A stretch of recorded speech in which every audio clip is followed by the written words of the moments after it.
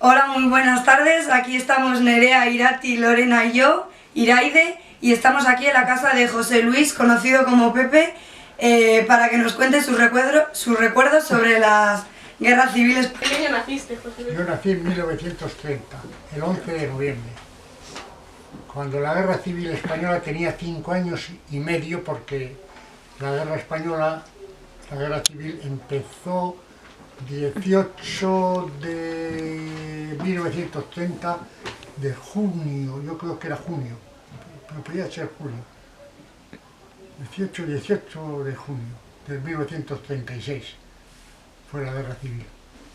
¿Y cómo viviste la guerra civil? Pues era tan pequeño que sí vi un par de bombardeos, pero no me acuerdo, casi estaba disfrutando de ver qué pasaba. O sea, no le daba ninguna importancia a esas cosas. Después ya llegó la liberación, que llamaron la liberación, y como todas las guerras, pues el que gana tiene razón. Aparentemente, claro. El que pierde, pues tú me dirás. Después cambian los tiempos y las razones se les dan a unos o se les dan a otros. Viví una época, ya cuando ya tenía cierto conocimiento, que era el año 41, 42, que fue el año del hambre. El año del hambre era un año que no había nada que comer. El pan era negro y estaba racionado. Era un bollito chiquitín para todo el día y te podían dar a la semana 200 gramos de lentejas, 200 gramos de alubias, 200 gramos de garbanzos y un cuarto litro de aceite para pasar la semana. ¿Y dónde vivías tú cuando pasaste todo eso? Yo cuando pasé el año del hambre ya vivía en Baracaldo. O sea, primero viví en Bilbao. Y os quitaron la casa. A mí, a nosotros nos quitaron la casa porque entonces los que se llamaban rojos, pues estaban como si fueran mal mirados. Y como me había pillado en Santander, cierto año de la guerra, el año 37, cuando volvimos a Baracaldo me habían quitado la casa y estaba viviendo unos señores del bando nacional. Después hubo un juicio y nos la devolvieron, pero esos años, esos 3 o 4 años viví en Bilbao. ¿Y durante el periodo de la guerra civil hubo algún familiar herido? En la guerra civil mataron, mi padre apareció muerto en Santander. Y yo tenía una hermana que era un año mayor que yo, que murió el 6 de junio del 38-39, que ya habían liberado las tropas de Franco Bilbao y un camión de soldados por la cuesta de Zabarburu se metió contra la pared y la mató contra la pared. ¿Y cómo eran sus navidades? Pues te puedes imaginar, entonces unas navidades aquí, no para nosotros, era para todo el mundo, pues si había, por ejemplo, que decía bacalao, que era de lo más barato que había, era el bacalao.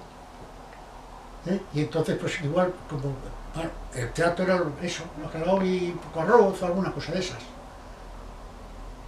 Ten en cuenta que el pan que se hacía aquí era de algarrobas, mezcló la harina con algarrobas, era pan negro, que era horrible, o sea que te puedes imaginar, pues nada, unas navidades que te cantando villancicos.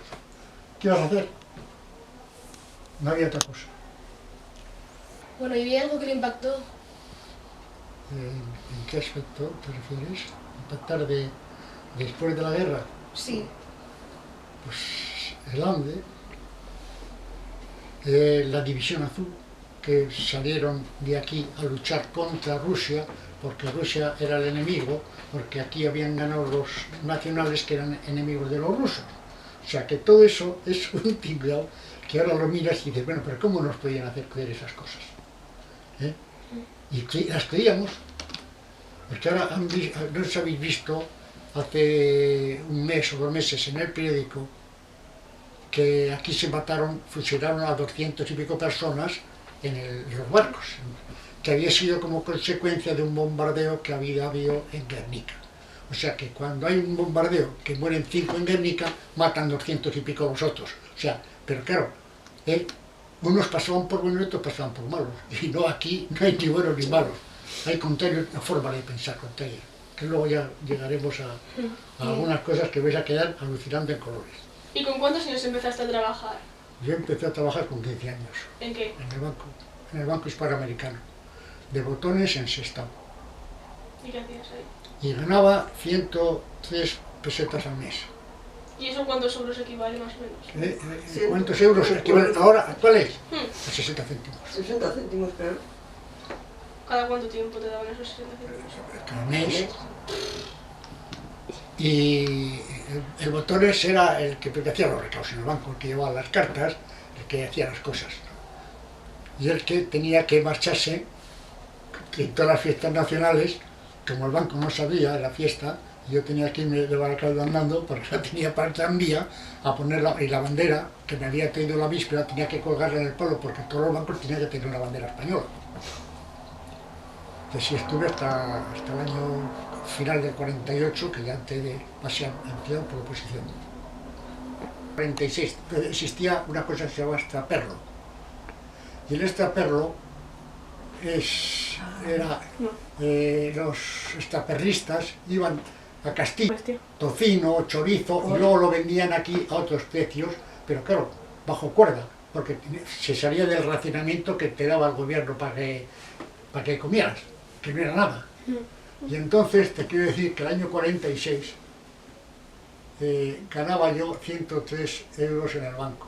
Y de extraperlo, un litro de aceite valía 80 y tantos pesetas. Se ganaba 133 pesetas. 103 pesetas.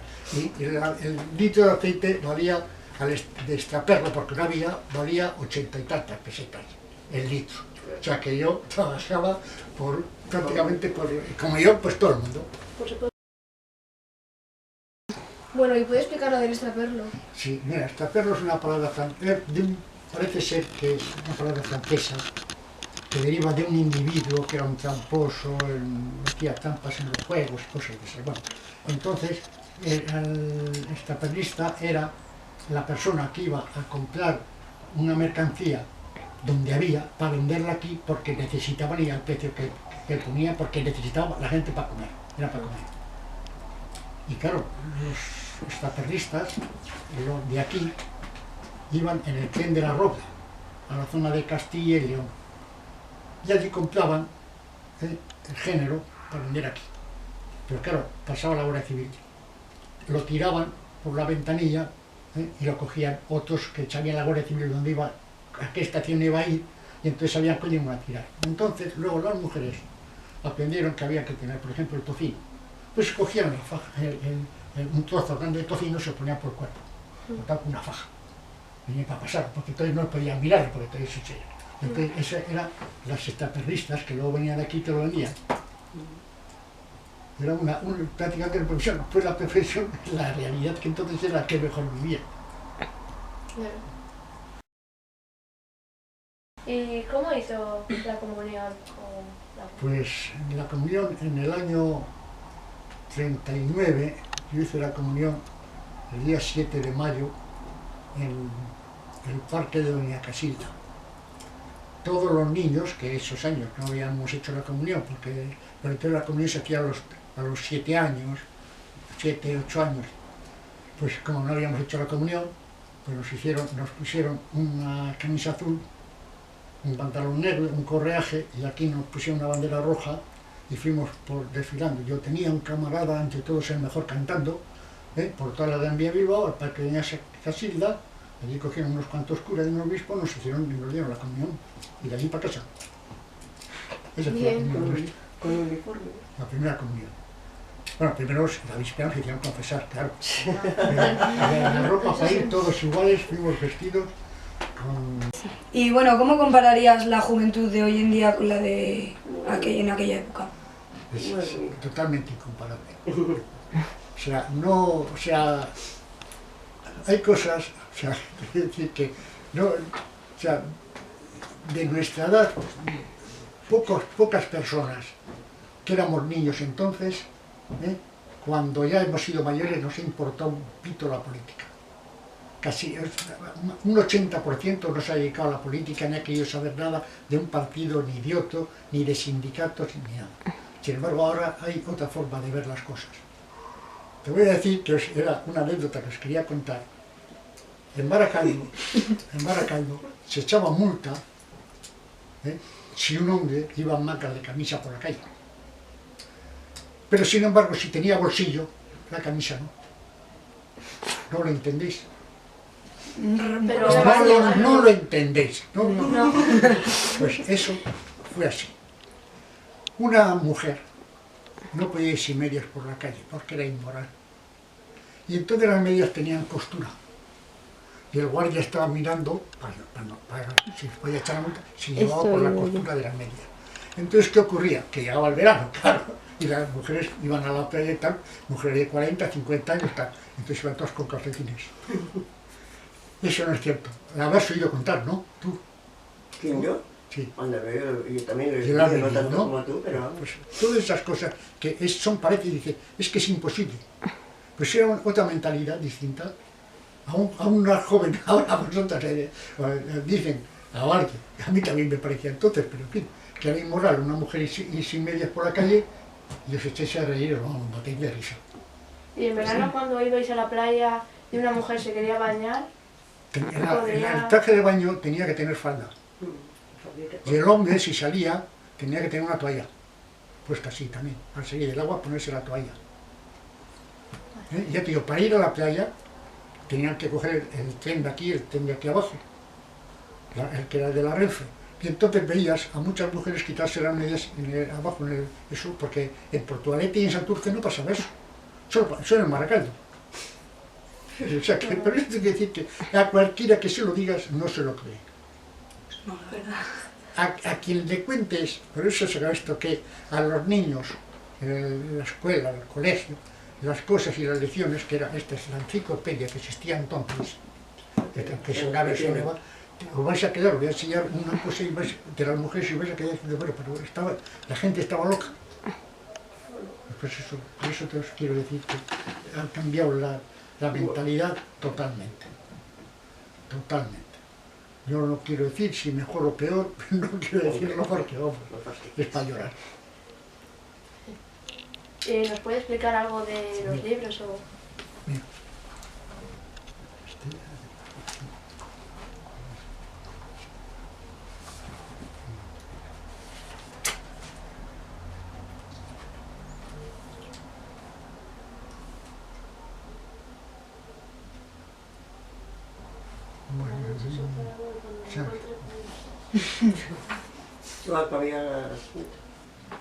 Fíjate, por ejemplo, en esta la división azul.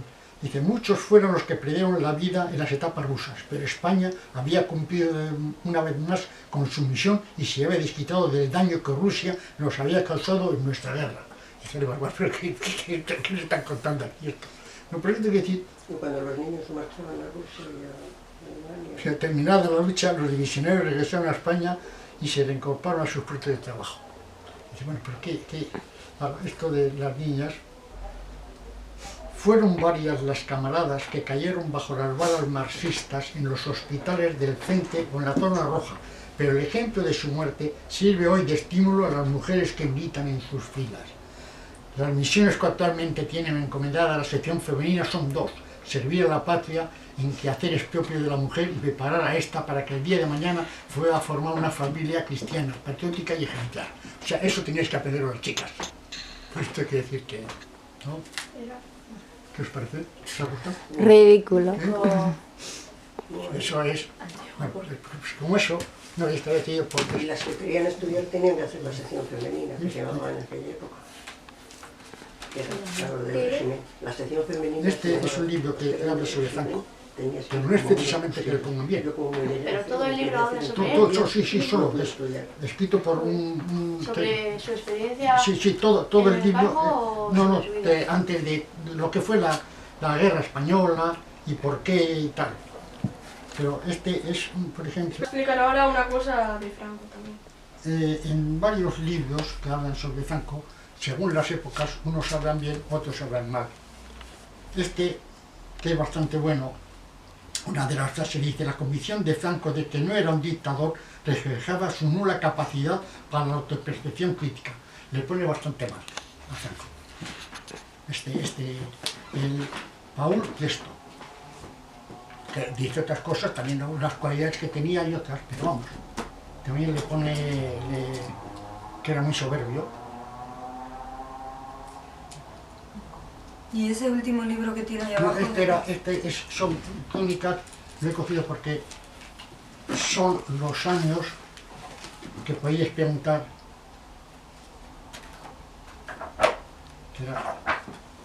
Son como reportajes de periódicos, ¿no? Sí, reportajes de periódico.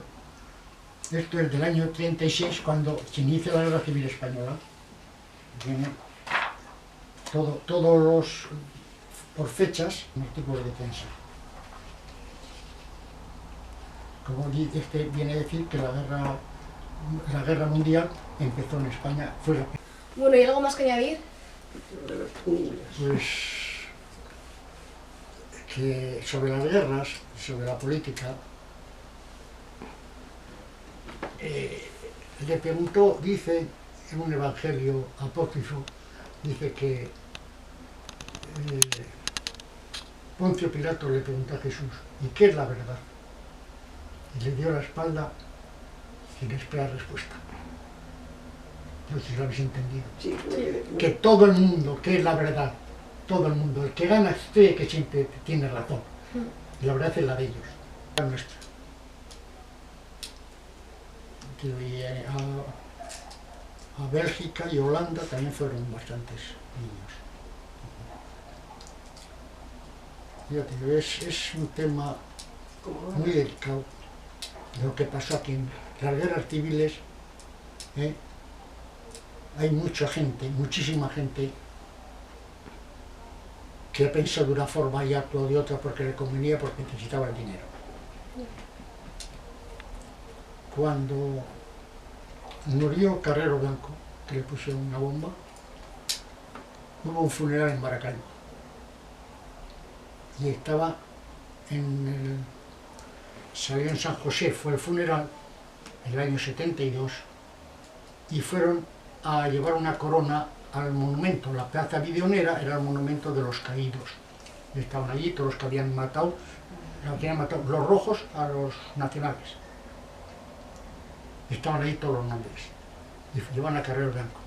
Bueno, pues el año 72 yo miré por la ventana, que vivíamos en Fueros, y había muchísimas personas que habían ido al funeral, y del funeral salieron a la iglesia a tope, salieron a llevar una corona a los caídos.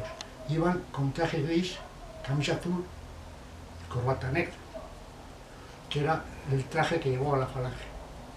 Esos señores después han estado en sindicatos y partidos. Bueno, pues muchas gracias por su ayuda. Su tiempo. Y por darnos toda la Yo información. encantado de haberos servido en algo. Y cuando queráis me preguntéis alguna cosa y si la sé os la contesto. Muchas gracias. Gracias.